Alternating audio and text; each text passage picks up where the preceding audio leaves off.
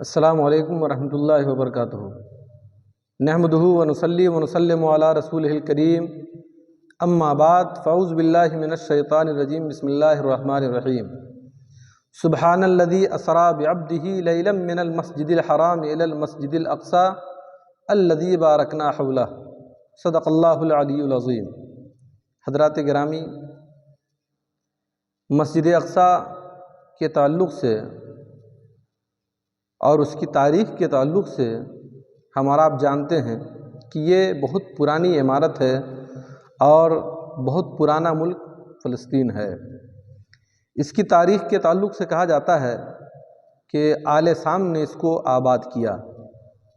حضرت نوح علیہ السلام، جنہیں آدم ثانی کہا جاتا ہے، ان کی اولاد میں سے ایک سام ہے، اور انہی کی اولاد نے اس ملک کو آباد کیا تھا۔ پھر یہ ملک ہر دور میں شکست و ریخت سے ہمکنار ہوا، کبھی شادابی آئی، کبھی ہریالی آئی، اور کبھی یہی شادابی، ہریالی اور آبادی ویرانیوں کے اندر تبدیل ہو گئی۔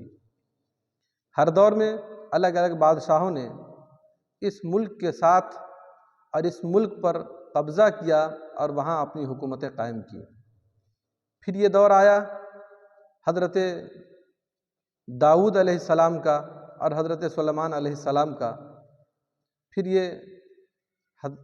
ان کے قبضے میں یہ ملک آ گیا۔ اس سے پہلے حضرت ابراہیم علیہ السلام کا دور تھا، اور حضرت ابراہیم علیہ السلام کی بھی حکومت یہاں قائم تھی، اور وہاں آپ گئے۔ یہی وہ جگہ ہے جسے دنیا کے بڑے بڑے 3 مذاہب کی نگاہ میں عزت اور شرف حاصل ہے۔ ارض مقدس فلسطین کو اور بیت المقدس کو دنیا کے 3 بڑے بڑے مذاہب عزت کی نگاہ سے دیکھتے ہیں: مسلمان، یہودی اور عیسائی۔ مسلمان اس لیے دیکھتے ہیں کہ یہ مسلمانوں کا قبلہ اول رہا ہے، یہ انبیاء سابقین کا قبلہ رہا ہے، اور ان کی ہجرت گاہ رہی ہے۔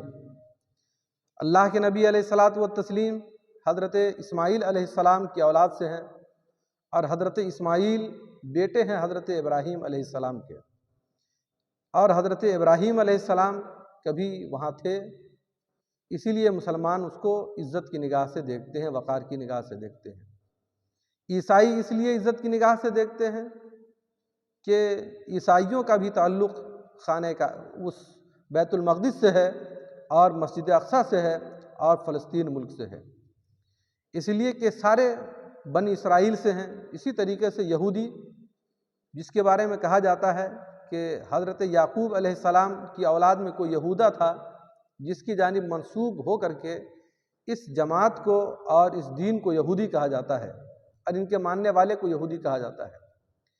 اس اعتبار سے بھی حضرت یعقوب کو دیکھیں، حضرت اسحاق کے بیٹے ہیں۔ حضرت اسحاق حضرت ابراہیم علیہ السلام کے بیٹے ہیں۔ اس اعتبار سے ان تینوں کا جو منبع ہے اور ان تینوں کی جو اصل بنیاد ہے، جڑ ہے، وہ حضرت ابراہیم علیہ السلام ہے۔ اور حضرت ابراہیم علیہ السلام کی نگاہ میں جس جگہ کا شرف ہوگا اور جس جگہ کی اہمیت ہوگی ان کی نگاہ میں، تو وہ جگہ مسلمانوں کے نزدیک بھی مسلم ہوگی، عیسائیوں کے نزدیک بھی مسلم ہوگی، اور یہودیوں کے نزدیک بھی مسلم ہوگی۔ اسی طریقے سے ہیکل سلیمانی کے تعلق سے کہا جاتا ہے کہ وہاں تھا، تو اس بنیاد پر بھی وہ لوگ اس سے محبت کرتے ہیں۔ گویا اس کی تاریخ انتہائی قدیم ہے۔ قرآن کریم نے فرمایا کہ پاک ہے وہ رب، پاک ہے وہ جو اپنے بندے کو مسجد حرام سے مسجد اقصی کی جانب لے گیا۔ یعنی شب معراج کے تعلق سے قرآن فرما رہا ہے کہ مسجد حرام یعنی خانہ کعبہ سے مسجد اقصی بیت المقدس تک اللہ رب العزت لے گیا، جس کے بارے میں قرآن فرماتا ہے الذی بارکنا حولہ، کہ اس کے ارد گرد ہم نے برکتیں رکھی ہیں۔ برکتیں کیا ہیں؟ دنیاوی برکتیں بھی ہیں اور اخروی برکتیں بھی اس کو حاصل ہے۔ یہ ایسی بابرکت جگہ ہے، ایسا بابرکت مقام ہے، جس کے بارے میں قرآن متعدد جگہوں پر دیگر انبیاء کرام اور مرسلین اعظام کی جانب نسبت کرتے ہوئے اس جگہ کو بابرکت قرار دیا ہے۔ حضرت ابراہیم علیہ السلام اور حضرت لوط علیہ السلام کا واقعہ ذکر کرتے ہوئے قرآن فرماتا ہے اس زمین کو ہم نے برکت سے بھر دیا تھا۔ حضرت سلیمان علیہ السلام کا واقعہ ذکر کرتے ہوئے قرآن فرماتا ہے کہ ہم نے اس زمین کے اندر برکت رکھا تھا۔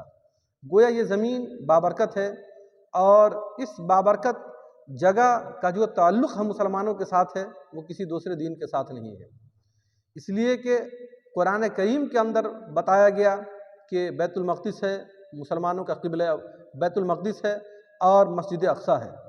حدیث کے اندر بتایا گیا، حتیٰ کہ ایک مرتبہ اللہ کے نبی علیہ الصلاۃ والتسلیم سے پوچھا گیا کہ سب سے پہلی مسجد کون سی بنائی گئی، تو آپ نے فرمایا خانہ کعبہ۔ پھر کہا گیا کہ اور کون مسجد، اس کے بعد تو کہا اس کے 40 سال کے بعد بیت المقدس بنایا گیا، یعنی مسجد اقصیٰ۔ اسی کے ساتھ ساتھ اللہ کے نبی علیہ الصلاۃ والتسلیم نے جن 3 مسجدوں کی طرف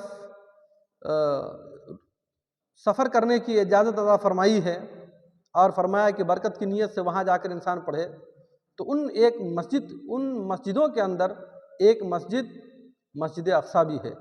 گویا مسجد اقصیٰ کا تعلق ہمارا قرآن کا تعلق ہے، حدیث پاک کا تعلق ہے اور اسلام کا تعلق ہے۔ قرآن کریم جب تک باقی ہے مسجد اقصیٰ کا ذکر باقی ہے، حدیث جب تک باقی ہے مسجد اقصیٰ کا ذکر باقی ہے، اور قرآن قیامت تک باقی ہے، لہذا مسجد اقصیٰ کا ذکر بھی قیامت تک ہوگا۔